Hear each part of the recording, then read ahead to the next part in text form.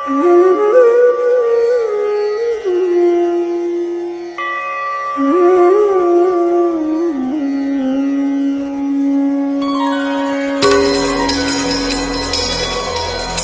प्रिय आत्मीय बंधुओं, आज मैं एक धर्म के विषय में सारगर्भित बातें करना चाहूँगा।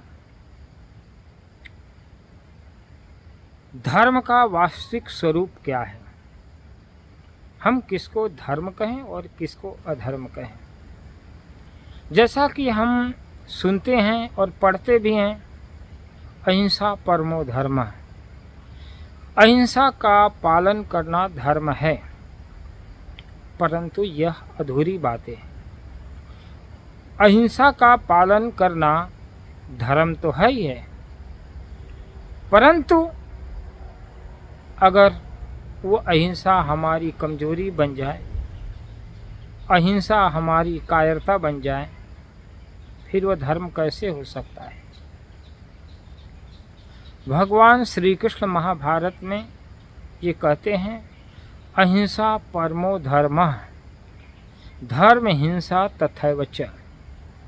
अहिंसा का पालन करना धर्म है, परंतु धर्म की हिंसा करना या धार्मिक व्यक्ति की हिंसा करना, फिर उस अधार्मिक व्यक्ति, उस हिंसक व्यक्ति को बीच से हिंसा का सहारा लेकर हटाना अहिंसा धर्म से भी कहीं श्रेष्ठ है। अहिंसा परमो धर्म। अहिंसा का अभिप्राय होता है निरपराध, जो कोई अपराध नहीं करता, कोई पाप नहीं करता, किसी की हत्या नहीं करता, किसी की चोरी नहीं करता, किसी की बलात्कार नहीं करता, कोई भ्रष्टाचार नहीं करता, जो सीधा धर्मपरायण सद्गुणों को धारण करके सत्यशील, बोध, विचार, दया, प्रेम, करुणा, इन तमाम प्रकार के धार्मिक अंगों को, सद्गुणों को धारण करके अपना जीवन जीता हो, मन, वचन और कर्म से समस्त प्राणी का कल्याण ही सोचता है, वह है अहिंसा धर्म। परंतु ऐसा करने वाले वह व्यक्ति के ऊपर कुछ पामर, कुछ अपराधी, कुछ दुष्ट प्रकृति के लोग अगर हिंसा पर उतर जाते हैं, उसी को नष्ट करने लगे, तो आत्मरक्षा करने के लिए हमें हिंसा का मार्ग अपनाना या हिंसा करना कहीं अहिंसा धर्म से भी श्रेष्ठ है। अर्थात आजकल देखा जाता है, व्यासपीठ पर बैठे हुए तथा कथित कथावाचक श्रीमद् भागवत के नाम पर केवल अधूरी सीख और अधूरी ज्ञान को लेकर के जनमानस को बेवकूफ बना रहे हैं। उनको भागवत का यथार्थ ज्ञान नहीं है और आधी अधूरी बातें को बोल करके हमारे को कायर बना रहे हैं। यह कायरता हिंदू समाज के लिए, मानव समाज के लिए, सनातन धर्म के लिए बहुत महंगी पड़ती जा रही है। अर्थात अहिंसा का ही पालन करो, यही केवल सीख दी जा रही है। वो नहीं सीख दी जा रही है जो भगवान श्री कृष्ण गीता में अर्जुन को बताया, अहिंसा परमो धर्म है, धर्म हिंसा तथैव च। अर्थात हम अपने जीवन में स्वाभिमान पूर्वक जीवन जीने के लिए, आत्मसम्मान को बचाने के लिए अगर हमारे ऊपर कोई संकट आता है, तो हमें हिंसा का मार्ग अपनाना कोई पाप नहीं है, कोई अपराध नहीं है। अर्थात हम अपने स्वाभिमान, आत्मरक्षा के लिए ही वो कर्म कर रहे हैं। अर्थात मेरा नैतिक कर्तव्य तो यही है कि हम प्राणी के प्रति दया और करुणा रखें। अर्थात आज हम देखते हैं, सुनते हैं कि केवल अधूरी सीख समाज में दी जा रही है और हिंदुओं को कायर बनाया जा रहा है, सनातन धर्म को कायर बनाया जा रहा है।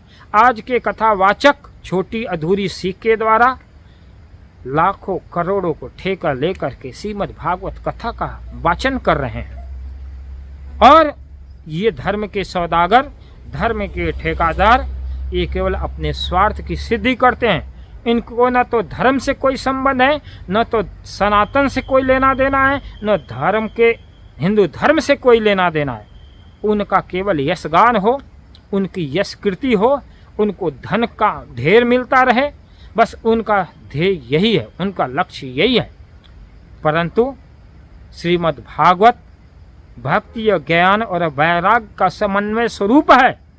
भागवत के द्वारा राजा परीक्षित को मृत्यु का भय खत्म हो गया। इन 7 दिनों में भगवान सुखदेव ने राजा परीक्षित को वह श्रीमद् भागवत का कथा बतलाकर सुना करके उनके अंदर में जो संशय था, जो डर था मृत्यु का, वह मृत्यु 7 दिन में अंत कर दी। अर्थात हमें अगर अहिंसा परमो धर्म केवल सीख दी जा रही है तो हमको भय दिया जा रहा है, हमको प्रतिकार करने का ज्ञान नहीं दिया जा रहा है, हमें अधर्मियों से लड़ना नहीं सिखाया जा रहा है, हमें केवल अधर्मियों के अधर्म को सहना सिखाया जा रहा है। यह हमारे कौम के लिए बहुत भयंकर परिणाम ला रही। ये शिक्षा, अधूरी शिक्षा मानव समाज के लिए बहुत कलंक है। अर्थात ऐसे अधूरी सीख वाले लोगों से हमें सावधान रहना चाहिए। हमें भगवान श्री कृष्ण के मानव धर्म शास्त्र का अध्ययन करना चाहिए।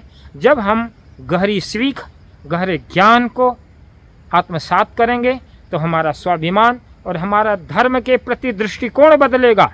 हम धर्म और अधर्म से ठीक निष्पक्ष निर्णय कर पाएंगे।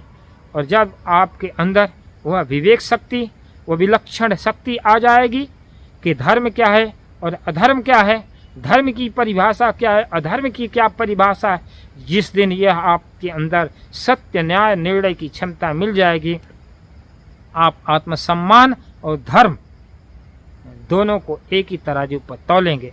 अर्थात भगवान श्री कृष्ण ने न्याय और अन्याय के तराजू पर ठीक धर्म को तौल करके ही अर्जुन को ज्ञान दिए।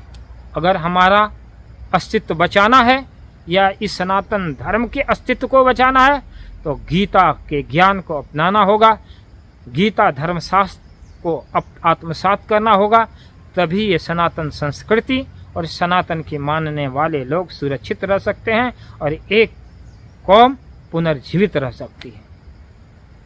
मैं चाहूँगा कि ये वीडियो जो लोग श्रवण कर रहे हैं, देख रहे हैं, वो धर्म के प्रति, अधर्म के प्रति और अपने धर्म शास्त्रों के प्रति आस्थावान हो और तथाकथित धर्म के ठेकेदारों से के चंगुल से निकल करके गीता का अध्ययन करें, गीता पर डिस्कशन करें, उन पे गहरे ज्ञान की छानबीन करें और जो विवेक की तराजू पर तौल करके जो सत्य न्याय निर्णय में खरी बातें हों उसको आत्मसात करें और अपने जीवन में सत्य, अहिंसा और धर्म का समन्वय रूप जीते हुए अपने जीवन को कल्याण के मार्ग, कल्याण के पथ पर जीना शुरू करें ताकि अपना अस्तित्व और सनातन अस्तित्व बरकरार रहे, सुरक्षित रहे।